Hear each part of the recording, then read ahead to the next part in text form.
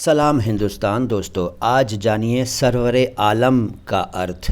سرور عالم دو شبدوں سے بنا ہے، ایک ہے سرور اور دوسرا ہے عالم۔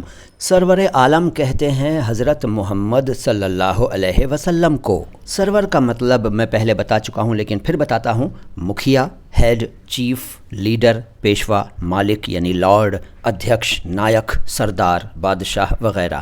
اور عالم کا مطلب ہے دنیا، سنسار، سارا سنسار، ساری دنیا۔ تو سرور عالم کا مطلب ہوا ساری دنیا کا مالک، ساری دنیا کا بادشاہ، ساری دنیا کا ہیڈ، ساری دنیا کا مکھیا، ساری دنیا کا ادھیکش، ساری دنیا کا سردار، ساری دنیا کا لیڈر، ساری دنیا کا پیشوا وغیرہ وغیرہ۔ اور اب آج کا سوال یہ ہے کہ یہ جو میں نے آپ کو آج جانکاری دی ہے، کیا آپ کے پاس پہلے سے تھی؟